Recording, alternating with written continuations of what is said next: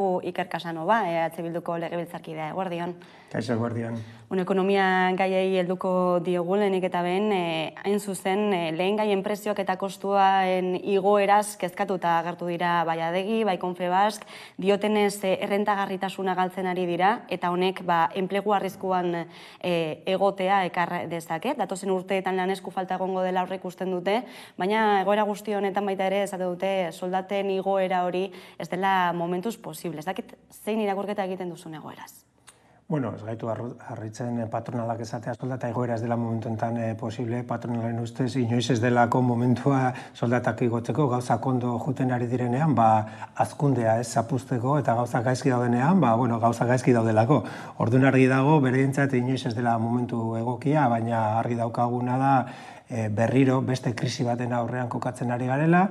Krisi honen da, krisi orokor baten, multikrisi orokor baten azken manifestazioa, eta argi daukaguna da, edo zein testu inguruan gu patronalaren kontran esaten duguna da, blindatu egin behar dela jendearen erosmen ahalmena eta jendearen gaitasuna bizitzak din bat eukitzeko, eta gaur-gaurkoz diru iturri nagusia jende gienarentzat bere soldata da, eta ezin dugu permititu soldatak ahultzea, eta jendearen bizitza kalitatea kaltetzea. Beraz, guk ez dugu esango ze unekoetan igo egin behar diren, hori langileek euren ordezkaritzaren bidez, negoziazio kolektiboan aldarrikatuko dute, baina guk argi daukagu besteak beste soldatak mantentzea eta inflazioaren azpitik ez gelditzea funtsezkoa delako. Baina, esaten dute rentagarritasuna galtzen ari direla, lehiakortasuna ere kolokan dagoela, hori zebera esaten zuen baita ere Zedarriaren foroak ateratako azken txostenak. Analizi hori non ikusten duzu zuek? Bueno, guk uste dugu euskal ekonomia erronka handien aurrean dagoela, hori argi dago, baina agian ez dugu azterketa edo ondorio berdinetara ailegatzen, ez? Uste dugu erronka garrantzitsuen aurrean gaudela, munduan gauza asko aldatzen ari direlako, transizio potenteak emoten ari direlako, aldaketa geopolitikoak emoten ari direlako, eta gu ados gaude horren aurrean herri bezala erantzun bat emoteko beharrean gaudela. Gertatzen dena da, hortik abiatuta, bakoitzak bere proposamenak plazaratzen dituena. Zedarriakeko proposamenak nahiko eskuindarrak eta liberalak dira, eta EH Bildukoak aldiz aurrerako jauak dira. Baina gauza batean bintzat, ados gaude, bide gurutze historiko batean gaude, ezin daukatu mundua aldatzera dijoala, eta gu gure partetik argi daukagu gure ehun produktiboa egokitu egin behar dela, modernizatu egin behar dela, sozialagoa eta ekologikoa bihurtu egin behar dela, eta hortarako funtsezkoa dela lidergo publiko bat. Hau da, gauzak ez dira berez gertatuko, liberalismoaren esku ikustezina ez da existitzen, ez da ikusten ez delako existitzen, eta sistema usten badugu bere kabuz funtzionatzen, azkenean desorekak handituko dira, eta ondorioak izango dira gaur mundu mailan ikusten ari garen desordena, planetaren arriskua eta bar luze bat. Beraz, uste dugu lidergo publikoa egon behar dela gure ekonomia gaurkotzeko eta sozialagoa bihurtzeko. Hortan, ados gaude. Oinarrian beraz, analizi horretan ados zaudete EH Bildutik. Dena den, polemiko izan da txostena, lehendakaria ez dagoelako ados, ez dakit zergaitik uste duzuen gertatu dela ikamika hori? Bueno, arrazoi ezberdinengatik, lehenengo eta behin uste dut PNV oso urduri dagoela, besteak beste EH Bilduren hazkundearekin eta presentzia sozialarekin eta alternatibaren itxura hartzen ari delako oso azkar. Eta, urduritasun testu inguru honetan gertatzen da azterketa honen aurkezpena.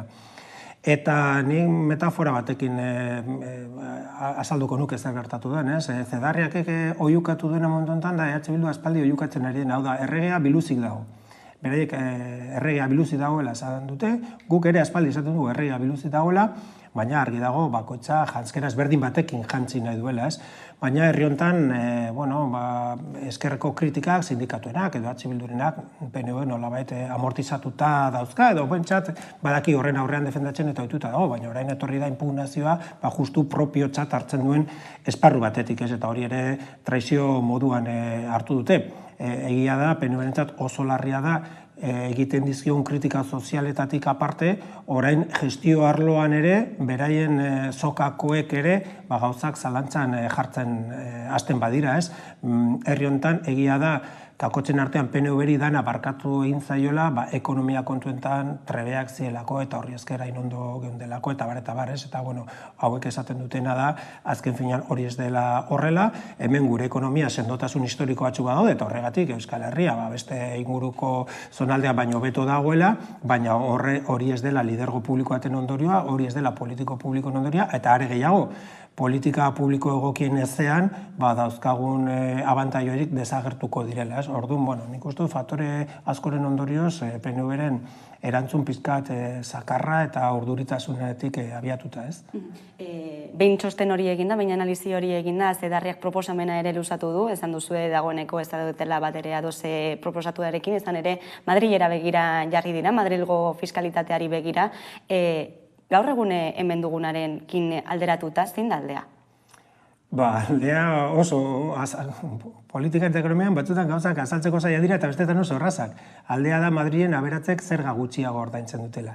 Eta hori ez da neronek esaten dudan gauza bat, baizik eta Zedarriaken txostenean bertan jasotzen den baieztapen bat. Beraiek egiten dute kuadro bat eta errenta tramoen arabera esaten dute nun ordaintzen den gehiago eta non gutxiago Madrilekin alderatuta. Eta 20.000 eurotik 70.000 euro bitartean urteko diru sarreren tarte horretan, hemen Madrilen baino gutxiago ordaintzen da. Esan edo, klase hartain famatu horrek, hemen Euskal Herrian edo EAen behintzat, Madrilen baino zerga gutxiago ordaintzen dituela. Nork ordaintzen ditu zerga gehiago hemen Madrilen baino? Aberatzak, 70.000, 80.000, 100.000 eurotik gora ordaintzen dutenek, hau da, aberatzek. Orduan guk uste dugu oso injustua dela egiten duten planteamendua aberatzei zergak jeisteko justu momentu enten behar dugunean da kontrakoa, hau da, alekin berezi bat egitea, reforma fiskal aurrerakoi bat egiteko, diru sarrera publikoak handitzeko eta sarrera berri hoiekin zerbitzu gehiago egiteko eta baita ere planteatzen genituen erronka aurre egiteko politika publikoa finanziatzea. Ez da, zergak ez dira soilik zerbitzu publikoak emoteko funtsezkoak eta ezinbestekoak direla. Baita ere ekonomia dinamizatzeko eta baita ere enpresak laguntzeko, ikerkuntza eta garapenean edo unibertsitate potente bat garatzen eta bar. Orduan zergen bidez eta diru bilketaren bidez ere ekonomia eraginkorragoa bihurtu daiteke.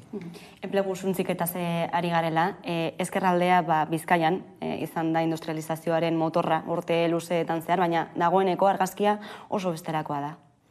Bai, eta, dakizunez ni bertakoa izan da, urte asko daramatzat, ez ni bakarri, baina Bilduren beste kideekin batera, egoera hori salatzen eta buelta emoten saiatzen, ez?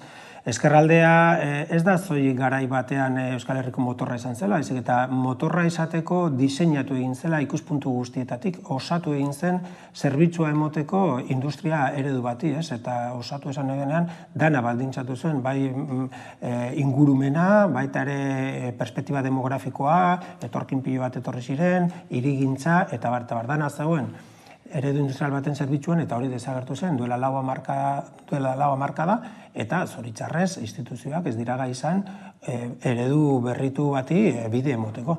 Eta, guk uste dugu hori nahikoa dela, hamarkadazko gertatu direla, eta kontua ez da simbolikoa industriaren galera, baizik eta ondorioak izan direla ezkerraldean prekarizazioa, pobrezia eta arazoak Euskal Herrikoa handiena direla, eta beraz uste dugu badela garaia horri erantzun sendo bat emoteko. Horri tiraka ez, horren hildotik aurkeztu berri duzue ezkerraldea gara, dinamika, zertan datza? Ezkerraldea gara dinamika da, hain zuzen ere, azken urteotan instituzioek egin ez dutena egiteko saiakera bat. EH Bildu ez da instituzio bat, ez dauzka instituzio bate dauzkan baliabideak, baina eta guztiz ere gure barne indarrak aktibatu egin ditugu, emaitza positiboekin momentuz, prozeso bat egiteko eta alternatiba integral bat eraikitzeko. Prozesoak bi fase izango ditu, lehenengo fasea entzuketa eta elkarrizketa ariketa bat izango da, ezkerraldeko gizartetan, bere eragile sozialen bidez, eta bigarren fasea izango da, lehenengo fase honetan jasotzen den informazio eta ekarpen guztien sintesia plan integral bat egiteko ezkerraldea suspertzeko. Dagoeneko lehenengo fasetan murgilduta gaude, hasita gaude, ezkerraldeko 200 eragile sozial ezberdinekin hitz egiteko asmoa daukagu, eta gero, udaran bueltan bigarren faseari ekingo diogu eta saiatuko gara forma emoten ekarpen guztioi. Aurreko urtean Eusko Jaurlaritzak eginiko plan industrialari buruz zer iritzi duzu orduan? Ez dela nahikoa izan? Bai, Euskal Herria Bildu duela 7 urte legebiltzarrean proposatu zuen ekimen berritzaile bat, garai hortan bentsat, ponentzia bat egitea legebiltzarrean ezkerraldeko egoera aztertzeko eta plan integral baterako neurriak proposatzeko. Egia da, ibilbide oso luze bat edukizuela, legealdi bat baino gehiago eraman zuen lana burutzea eta proposamenak egitea, baina azkenean oso lan emankorra izan zen eta legebiltzarra proposatu zituen nagusiki bi gauza, alde batetik talka plan bat egitea, ezkerraldea suspertzeko, eta beste aldetik plan estrategiko bat. Talka plana zen berehalako neurri sorta bat, premiazko erantzun batzuk emoteko, baina plan estrategikoak eskatzen zuena zen, begirada luzeago bat, ikuspegi zabalago bat, eta dauden arazo guzti, bere dimensio guztietan, konponbide bat emoteko proposamen zehatzagoak. Eta gainera eskatzen genuen plan estrategiko hori egitea parte hartze prozesu baten bidez, hau da, beti gora. Esan behar dugu plan hori, plan estrategikoa iaz aurkeztu zela, aldundiari egokitu zitzaioela forma emotea eta aurkeztea, baina plan horrek azken finean proposatzen diguna zoik dira 6 proiektu traktore bat ezkerralderako eta oso urrun dago integraltasun batetik. Beraz guk plan horren bi gabezi nagusiak konpondu nahi ditugu. Hau da, jaso genuenean gure lehenengo erantzuna izan zen erantzun kritiko bat, baina gure bigarren hausnarketa izan zen behingoz pasa gaitezen kritika horretatik ekarpen eraikitzailera eta egin dezagun instituzioek egin ez dutena.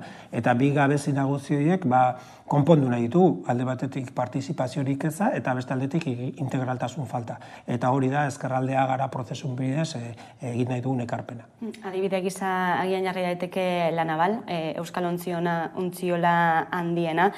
Orain erabilera industriala eta logistikoak partekatu beharko dituelako, BUPG talde belgikarrak erosi zuenetik ez. Eta gainera jakin izan dugu kultura ondare gisa ere izendatu duela Eusko Jaurlaritzak. Zein iritzi duzue?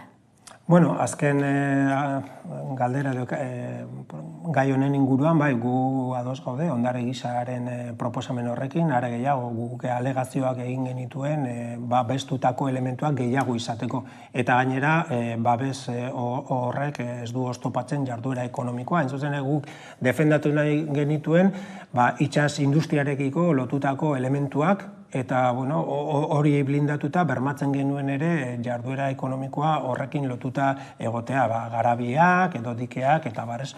Orduan beraz guk egin dezakegun kritika arlo horretan da labur gelditu direla babestutako elementu kopurua.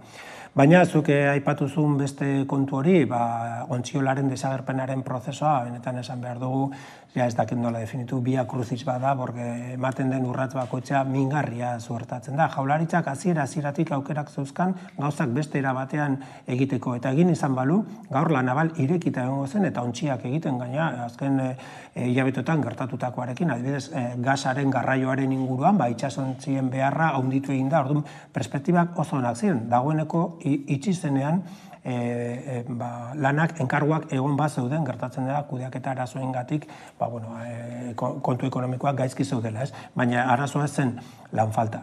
Jaurlaritzak aukera zeukan reskatatzeko La Naval gaizki zegoenean, La Naval erosteko publikotik edo tresna publiko pribatu batetik, ez zuen egin, uko egin zion egitari. Gainera, hartzeko dun lehiaketan sartu zenean, likidazio horretan parte hartzeko eta lurraldeak erosteko aukera ere bazukan eta uko egin zion, eta azkenean etorri zen norbait badirudi gu baino azkarragoa zena, belga bat, eta belgiarrak erosi zuen oso kantitate gure ustez bajuan eta azkenean jaunta jabe da. Eta gu jakin badakigu desmantelamendu prozesua hasi dela eta dagoeneko oso zaila dela gure ustez itzuli ezina egindako kaltea desegin direlako ontzigintzan aritzeko ezinbestekoa zen hainbat elementu eta tresneria. Beraz, oso tristea da gertatu dena eta oso ilustratiboa gobernu honen erantzunkizun ezaz, bai ezkerraldearekin eta baita ere politika industrial proaktibo batekin.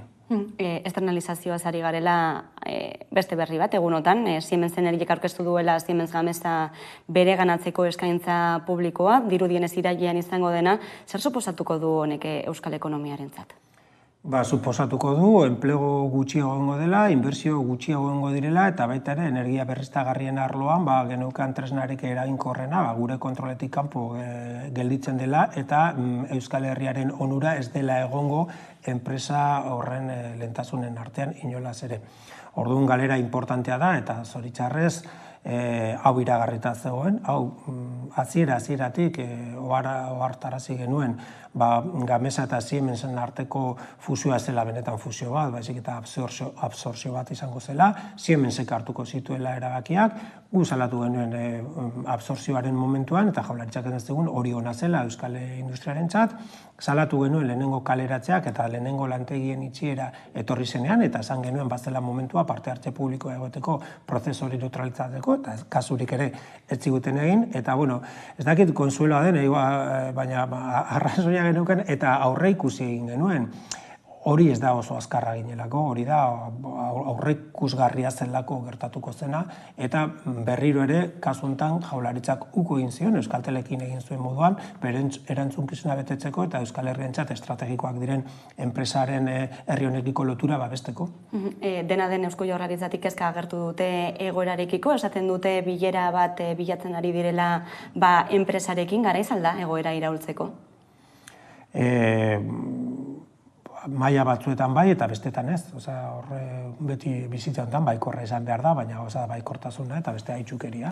Argi dago urrat batzuk itxuli ezina direla eta kaleratzea egongo direla, enplegu gutxi egongo direla eta enpresa berriaren mentalidadea edo erabakigunea ez dela egongo Euskal Herrian eta Euskal Herriari begira ere ez.